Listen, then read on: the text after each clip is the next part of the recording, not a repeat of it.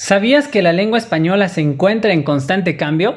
Por esta razón, hace algunos años escuchamos a un expresidente hablarnos de esta manera: mexicanos y mexicanas, chiquillos y chiquillas. Y más pronto que tarde oirás a algún prominente político decirnos mexicanes. Si te preguntas por qué en los últimos años hemos discutido tanto acerca de la asignación y las marcas de género en los sustantivos del español, llegaste al lugar indicado. Yo soy Luis David Meneses y esto es Gramática para Peatones, episodio 4, Los secretos del género.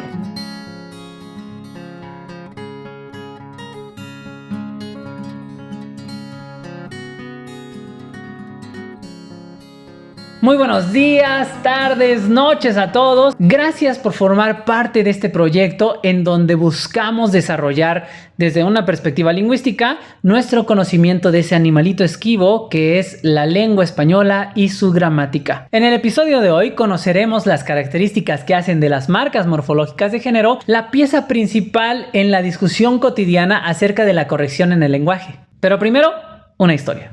Hace mucho tiempo conocí a una familia norteamericana que estuvo viviendo en México por 13 años. Cuando el hijo pequeño comenzaba a hablar en español, no entendía por qué podía referirse a su mamá usando el artículo definido femenino, la mamá, pero no podía o no debía hacer lo mismo con su papá. Cada vez que lo escuchábamos decir la papá, nosotros, que también éramos pequeños, intentábamos corregirlo. Y cuando por fin lográbamos que lo dijera adecuadamente, que dijera el papá, también decía el mamá. Esta pequeña anécdota nos ayudará a entender que como peatones muchas veces pensamos que hay más regularidad en la marcación morfológica de género que la manifestada sintácticamente en la lengua. El género es una propiedad gramatical que en español se expresa en el reino nominal, es decir, se expresa en el sustantivo y algunos pronombres e incide en la concordancia con los determinantes, los cuantificadores, los adjetivos y los participios. Como veremos, los rasgos del género del sustantivo se extienden al resto de los miembros del grupo nominal del cual es núcleo. La definición más conocida de género entre los lingüistas es la que proveyó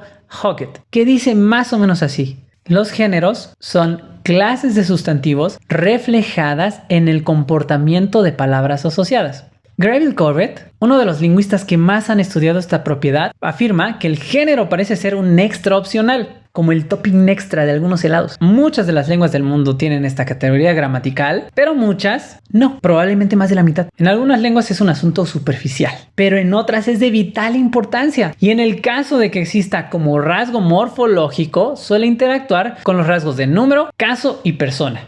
Hablando como peatones, el género es como un iceberg. Lo más interesante de este rasgo no es evidente para los peatones de la lengua. Nosotros vemos la puntita del iceberg. Y eso que vemos impacta nuestra percepción de la realidad lingüística. Quizá la definición de género no te resulta útil de entrada, pero déjame explicarte cómo funciona con algunos ejemplos del español. En nuestra lengua, las categorías que expresan, que manifiestan género gramatical, reproducen los rasgos de género de los sustantivos o los pronombres a los que están ligados. Por ejemplo, en la oración, la casa roja es pequeña. El artículo definido, el adjetivo que hace referencia al color de la casa y el adjetivo que califica su tamaño están ligados al género del sustantivo casa. Como es femenina, entonces todos tienen que tener género femenino. Si dijéramos, por ejemplo, el palacio rojo es pequeño, tendría que ser masculino porque el sustantivo palacio es masculino. Tengo otro ejemplo. Ya está cerrada con 3 candados y remachada la puerta negra. Podría parecer una oración común y corriente, pero revisémosla con detenimiento. Cuando cantamos este famosísimo verso, nos estamos refiriendo a un estado de cierta puerta. Y como hablamos de la puerta en femenino, entonces todos los componentes de la oración que están ligados directamente a ella van a ser femeninos. El artículo la, el adjetivo negra, el participio remachada y el participio cerrada, que ambos son atributos de la puerta. Sin embargo, el participio cerrada además tiene un complemento de régimen preposicional en donde aparece otra frase nominal que depende de él. Y dicha frase tiene al candado como núcleo. Candado es un sustantivo masculino. Entonces, los elementos de esta frase tienen que compartir su género y su número con el género de candado. A esto se le llama concordancia.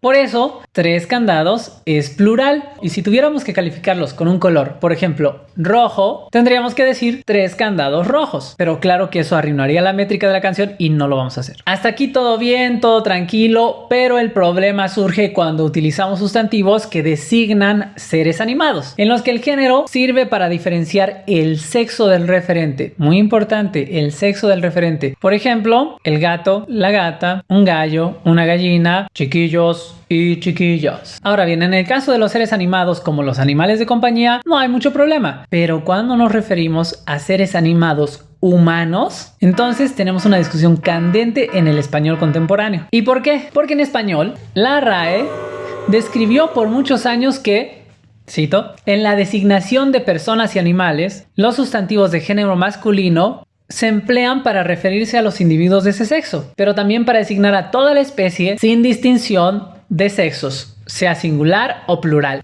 Es decir, tiene un uso genérico además del referencial. Genérico en sentido de genericidad, así como los medicamentos genéricos e intercambiables, así es el mismo sentido, además del uso referencial. Sin embargo, en algunos contextos ya no es aceptado, ya no es apropiado utilizarlo y las soluciones han sido muy variadas. Desde el lenguaje político, administrativo, periodístico, sobre todo, hay una tendencia a construir series coordinadas constituidas por sustantivos que manifiesten los dos géneros. Por ejemplo, los alumnos y las alumnas, los trabajadores y las trabajadoras de la educación, todos y todas las mexicanas. Hay muchos ejemplos en la prensa, en la televisión, en las redes sociales. Aquí es donde la RAE respingó y dijo: el circunloquio es innecesario en estos casos, puesto que el género masculino en español no es el género marcado. Esto quiere decir que es algo así como el default setting o la configuración de fábrica, mientras que el femenino es el género marcado. Y claro que todos se le fueron encima a la academia y siguieron usando circunloquios, y no solo eso, sino que comenzaron a probar otras formas ortográficas alternativas, como poner O diagonal A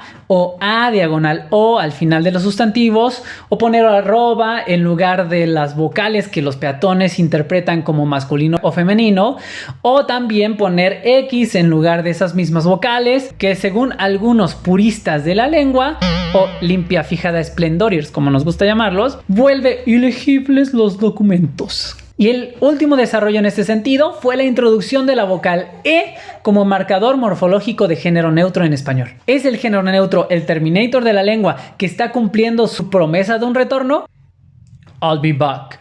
No lo sabemos.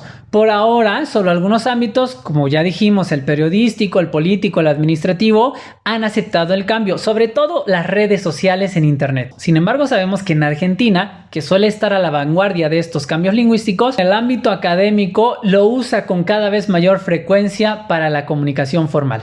El problema es complejo, pero resulta que el género neutro sí existe en español, solo que no se había utilizado en los sustantivos desde hace literalmente miles de años. Algunos creen que es un último resquicio del griego que incidió en la formación de la lengua. En realidad hay muchas hipótesis. Lo que sí sabemos es que los demostrativos esto, eso, aquello, los cuantificadores tanto, cuanto, mucho, poco, el artículo lo y los pronombres ello y lo sí muestran marcas gramaticales de género neutro. Existen también los sustantivos o nombres epicenos, que son sustantivos de un solo género que designan seres animados, animales, plantas, personas, pero que no poseen ninguna marca formal que permita determinar su sexo. Y por último, si estudiamos el género de los nombres que designan seres inanimados, entraremos en muchos detalles que a simple vista parecen no tener orden ni concierto. En este video no haremos sino un apunte breve con ejemplos de otras dos lenguas utilizando el caso del sustantivo automóvil. Tal como sabemos, en español automóvil es masculino, pero en francés este mismo sustantivo es femenino, la voiture. Y en ruso, el sustantivo con el que se refieren al taxi es neutro, novoe taxi. Estos ejemplos nos muestran lo que dijimos desde el principio. La expresión de género en cada una de las lenguas del mundo depende de diversos factores y no está condicionada por la naturaleza de las cosas, sino más bien por la forma en la que relacionamos las palabras que utilizamos para designarlas. Por ahora, eso es todo lo que hablaremos acerca de este asunto. Muchas gracias a todos los que vieron el video y a los que ya están suscritos al canal. Si tú todavía no te suscribes, puedes hacerlo dándole clic al botón de aquí abajo y activando la campanita para recibir las notificaciones cuando publiquemos nuevo material. También puedes seguirnos en nuestras otras redes sociales. En Instagram y Facebook nos encuentras como Gramática para Peatones, en Twitter como Gramática Peatón. Por hoy me despido, pero recuerden, peatones, el género en español es solo una idea. El cambio que construyamos hoy será materia de estudio el día de mañana. Hasta pronto, peatones. O, como solía decir Terminator, hasta la vista, baby.